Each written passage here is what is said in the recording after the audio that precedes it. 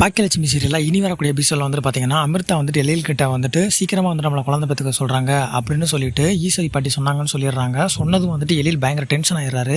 நான் ஏற்கனவே வந்துட்டு அவங்கள்ட்ட சொல்லிட்டேன் இல்லை, நிலாவை தவிர வந்துட்டு வேற ஒரு பொண்ணை வந்துட்டு எதிர்பார்க்க முடியல அப்படின்னு சொல்லிட்டு, இப்போ எதுக்கு நீங்கள் வந்துட்டு அவசரமாக வந்துட்டு குழந்தை பெற்றுக்கிட்டே ஆகணும்னு வந்துட்டு வற்புறுத்துறீங்க அப்படின்னு கேட்டதும் ஸோ ஈஸ்வரி பாட்டி வந்துட்டு திட்ட ஆரம்பிச்சிடறாங்க. அவங்களும் அழுதுகிட்டு வந்துட்டு போயிடுறாங்க ஒரு ரூமுக்கு. ஸோ இன்னொரு பக்கம் வந்துட்டு பார்த்தீங்கன்னா செலின் வந்துட்டு தண்ணி அடிக்க ஆரம்பிச்சிடறாரு. எதுக்காக அப்படின்னு பார்க்கும்போது ஜெனி வந்துட்டு சந்தேகப்படுறதுனாலே வந்துட்டு இவரால் அதை அக்செப்ட் பண்ணிக்கவே முடியல. நான் தான் பேசவே இல்லை, இப்போ நான் திருந்திட்டேனே, மறுபடியும் மாலினியை கம்பேர் பண்ணி பேசும்போது எனக்கு இங்கே இருக்கிறதுக்கே பிடிக்கல, நான் என்கிட்ட வெளியில் போயிடுறேன் அப்படின்ற மாதிரி வந்துட்டு கோபிக்கிட்ட சொல்லி புலம்ப ஆரம்பிச்சிடாரு.